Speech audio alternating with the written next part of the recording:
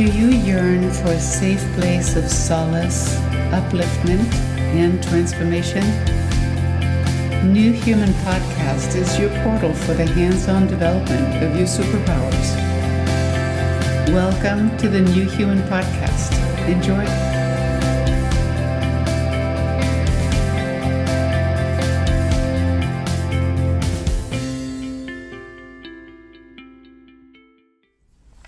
Good morning, my dear friends.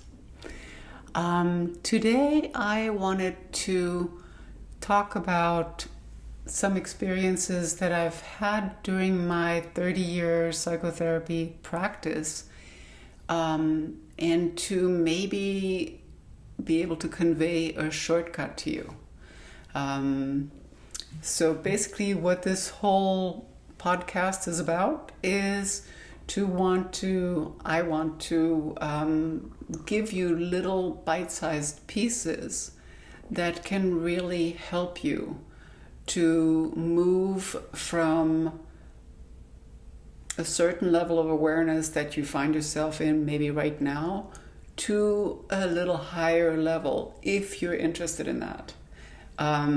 The idea usually is that higher, even though that is sort of very much of a kind of a linear term because it's not necessarily higher. But like when, this is why we say I feel high, right? Is because when you feel light and joyful and there's laughter and you just feel unencumbered, you tend to feel high. So you tend to also just kind of like usually be taller, like you stand tall, you feel awesome, right? And I think that most of us really would love to find ways to feel that way more often and to then have some tools that get us there, and to be able to do those tools more, and to do the tools or the unconscious ways that we sort of do our life less if they don't feel very good, right? So the first thing to do is to kind of just notice, how do you do your life?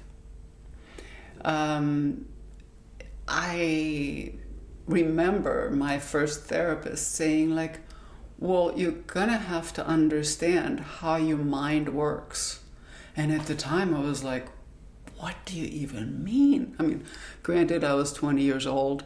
I had just immigrated to the United States. So, I mean, it may not be such like a mystery to you guys when I'm talking about this, but at least to me, the idea that my mind was working in a certain way that was based on what I had learned, before I got to school, so that I would know what kind of person I was going to be when I met all the other kids.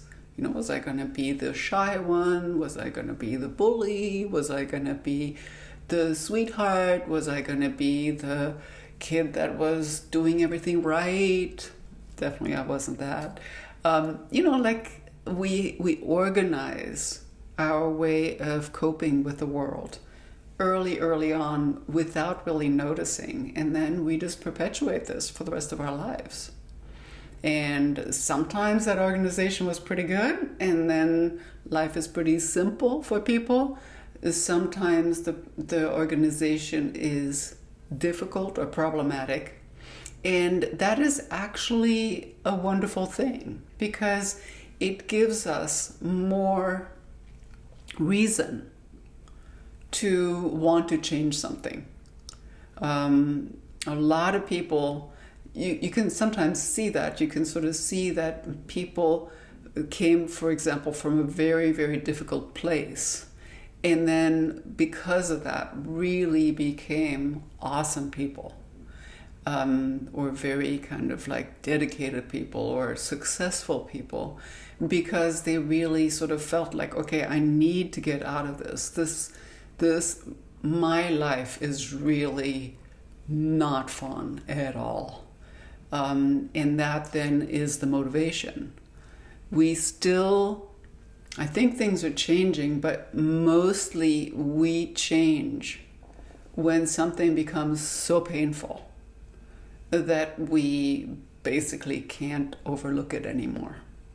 You know, for most of us, that's still the way that we do it. So, coming back, so it's important to be able to sort of like look at your life and see what rhythms you use in your life. In order to do that, of course, it's helpful to have contrast. So if you, for example, just live your life like you always have, and there's never anything that's any different, you won't become aware of the way that you have organized your life, because it just feels like this is the normal thing. This is my life. And you have the opportunity to actually experience something different. In everybody's life, life works for you.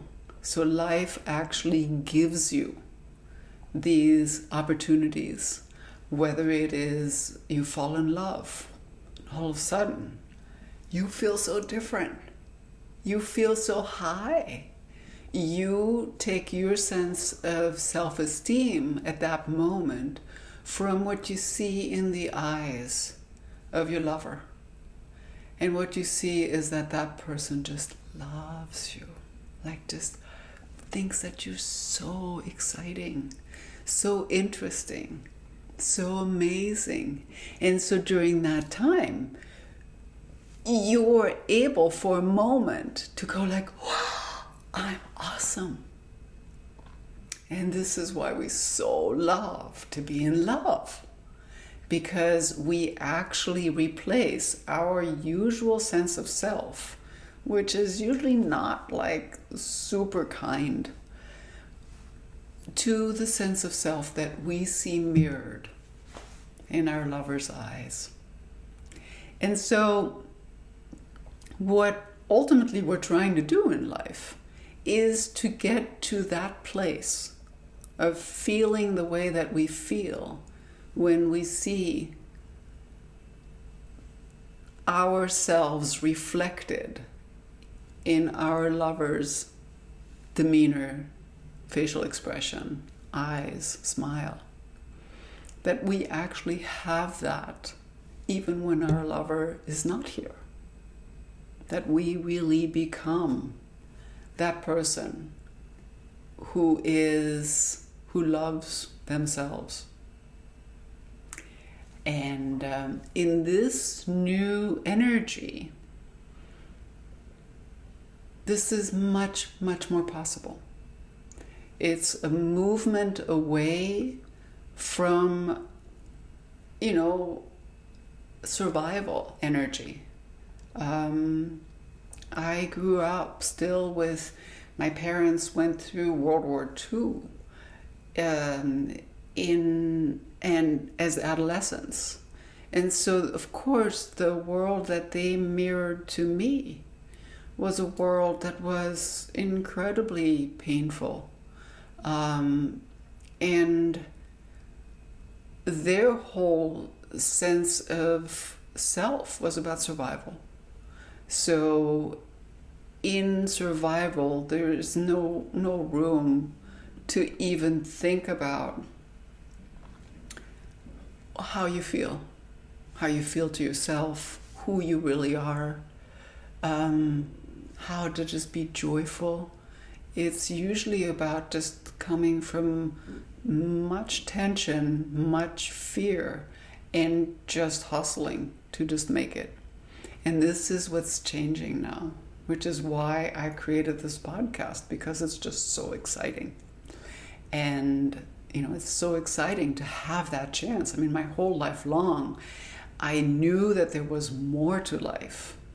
But it took until I was 60, just recently, to really feel, I mean, definitely COVID on some level. This year was a year where this energy, this possibility of us really having the time and the capacity to really look at ourselves and to recognize the amazingness that we are is more possible than it ever was. Some of my clients tell me that this is the break that they have been looking for so many years, where they just felt like things were speeding up more and more, and they were just sort of like trying to just deal with things. So we need to find the space every day to be able to experience the contrast between the way that we have organized ourselves as little kids based on our capacity, our innate personality, our innate likes, dislikes, sensitivities, sensibilities, strengths, and the environment. For example, I mean, if I am very, very sensitive, I will react to the environment in a different way than another child who may just have a thicker skin, and there's going to be just different coping mechanisms that both children will adopt. So we need this contrast, and the contrast is to put yourself into a place that is on a higher frequency, that is pleasurable. So, these days it's like, you should be meditating, and among my clients and myself, it felt like yet another self-improvement tool that I should be doing in order to be a good person, but that just felt like really difficult. To just, especially because there's so much misunderstanding about what it is, and so people are just in their mind, and then they're like, okay, and the mind tends to think. I mean, you can't stop the mind from thinking. That is what the conscious mind does. It just thinks and thinks and thinks, and then you're sitting there, like this, like, oh, I'm not gonna think. Well, you're thinking while you're not gonna think. And it's like, sometimes it's an exercise in difficulty for some people. For some people it's not. For some people, they may feel that way for just a little bit of time, and then they start seeing the door. Some other people, are just generally more apt at doing this. What I'm suggesting is for you to find something that comes easy to you, whether it is breathing, whether that is something that actually is not that difficult for you, whether it is listening to a song that takes you out of the usual experience of your day and sort of just gives you a little bit more energy or maybe even relaxation. It was interesting, during COVID, our store started to play very relaxing piano music. And you could really tell. That was such an amazing thing. I mean, it really just calmed the whole environment. People just felt safer, but also sort of like moved to sort of like a frequency that just felt really special, elegant, beautiful, rich. And it really changed people's behavior in the store from being kind of panicky to just being much more relaxed. So this is sort of like what would be a great thing to do every day for you, is to find something, and please comment and let me know what that might be, that really can become the space for you where you have a little bit of a break, where you just change your frequency, where you go on a little mini vacation. Because what happens is when you go to a higher frequency, you feel more joy and you actually are more yourself. I remember back in the day I asked a Tibetan Lama in San Francisco at the time. I would go there for meditation actually, and I would ask him like, well, what does it take to be enlightened? At the time I felt that I really wanted to be enlightened because I was in so much pain, and I felt that enlightenment would basically take me out of that pain. And I asked him like, well, what does it take? What could I do? What should I do? And he said, go towards joy. And at the time I was like, what? Like that just sounds way too simple. But it's actually so true. Our true being is joy. Our true being is absolute love. It's like this, well, you see it in little puppies, you see it in little babies. You see it in anything that just sort of came to this planet. The natural frequency is this joyful, peaceful experience that is beyond maybe even an emotion, a human felt emotion that sometimes can get a little bit high pitched, or where we sort of like just like, kind of can go out of control with it. But it is, and you've experienced it so many times, maybe when you looked at like a beautiful landscape where you just feel one, where you just feel like you are just absolutely at peace, where you just feel the order of things, where you feel safe, where you just feel like, I can actually breathe. I can have a sigh of relief. I'm here. I'm safe. I'm loved. I'm part of all of this. So I encourage you to find that experience daily in order to really be able to see the contrast between how you live your life and that state that is your birthright, and that is so much more who you really are. And then from there, you can start looking at, well, what is it that I would rather have? Where would I rather live? Do I enjoy a state of over-caffeinated tension? Am I so used to it that I think that this is me?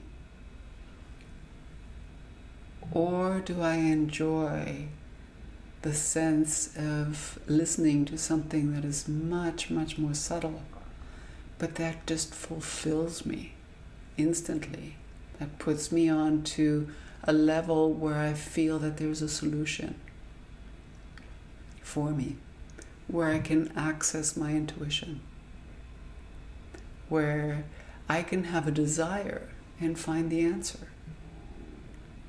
That is truly what now is available to us in this new energy. We were pretty much taught before that this was reserved for, people in authority, maybe, the clergy, that we needed an intermediate, the person who can, the truth sayer, the clergy, the teacher, the guru, the medium, all of these people, even the doctor. I think that for the longest time we would give ourselves over to another person, even in psychotherapy. At first, when I first started psychotherapy, it was really, people really had that sense that it was me who was going to heal them. And I don't have that power. No one does. I can suggest things, but I cannot heal anyone. Plus, everyone is beautiful, has this amazing soul that is magnificent. And it's just that we sort of make ourselves into this much more tense, much less joyful, much more defensive way of being. And this is what I am here to help you evolve out of. I hope that this made any sense. I hope that you can actually give me some ideas of what you may think would work for you. Is this little mini holiday that you give to yourself every day in order to then have the pleasurable experience of what it is that you choose to have more of in your life, instead of feeling that you just basically are on automatic and that you really just don't have any power over what you are experiencing, and that you don't have any choice, and that you're just frantically reacting to your environment, and that isn't what you deserve. You deserve so much more. So I'm so excited. I hope that this sparks a little self-love, giving yourself that present of really putting yourself into a space every day, if you can. It could be a bath, could be dancing for 5 minutes, could be listening to a song, it could be laughing with your pet, it could be, I don't know if you laugh with your pet, but it could be, petting your pet. It could be playing with your kids. It could be having a wonderful time with your husband or wife. It could be whatever, I don't know. Tell me what it is. And I wish you a wonderful journey. Thank you so much for listening. Take care.